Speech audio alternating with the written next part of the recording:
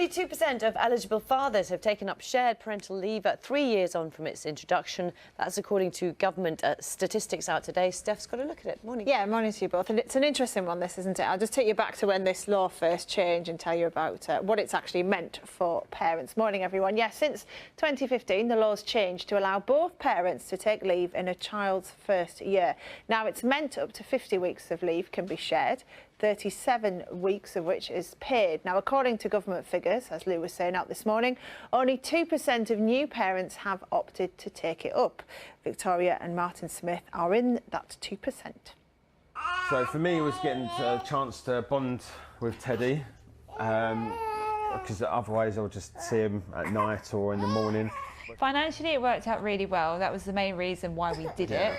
So by doing it, it meant that we can take the full 52 weeks. Whereas otherwise, if it had just been me being off, then we could have only have taken 9 months. So Teddy he'd already be at nursery now. Well, with me now is Kate Cooper, who's from the Institute of Leadership and Management. Thanks for joining us, Kate. Now, you'd think Martin and Victoria's story would be quite common when the law changed, but it really isn't, is it? Why is that, do you think? I think the basic reason is financial. It's a very expensive thing to do, to give up your wage for any number of weeks, and the parental leave pay for men isn't even enhanced the way it would be perhaps with an employer giving improved maternity pay. So women are having to give over quite a lot of financial benefit in order to not allow so much as to share the parenting with the father of the baby. And it's interesting because there is the financial reason, but also because of the law take-up, there's not a lot of people out there doing it for other people to see doing it as well.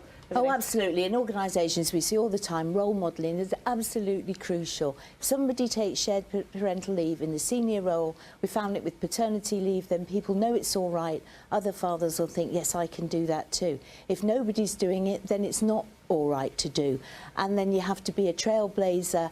And then many fathers report they experience the fears that some women do, that when they take a large amount of time out of the workplace, they're going to be disadvantaged in some way. When they come back, they'll miss promotions, they'll be seen as not taking work so seriously. So all of the reasons that it was intended was to try and address the gender pay gap to some way, to share the possible loss of to your career of taking some time out. Doesn't seem to have worked because nobody's taking it up.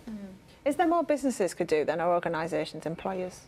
Well, there's an awful lot they can do in terms of enhancing parental leave and encouraging it. Again, we found that so many fathers haven't even heard about it. When we did some research 5 years ago, people weren't even taking paternity leave, which is paid. It's a statutory right.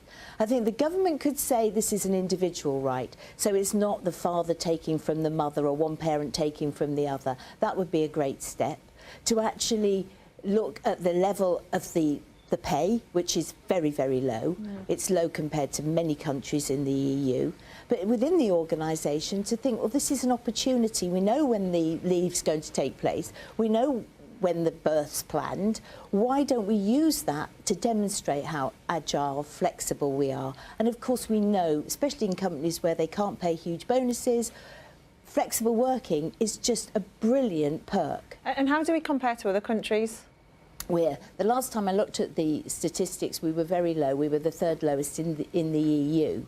If we want to look for a great place for shared parental leave, we'd go outside, we'd look at Iceland, where they do this. They recognise that it's two parents, they're both entitled to leave. And I think any of us who've had a baby knows, you know, a new baby, first baby, 3-person job.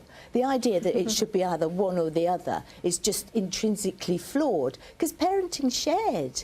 So to take one person's leave to give it to another is sending out, I think, quite the wrong message, whereas in Iceland, both parents are entitled to leave, and then they can negotiate the next period of leave. Yeah.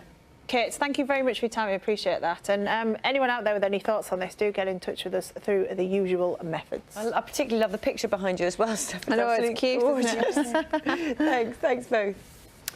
At 7:55.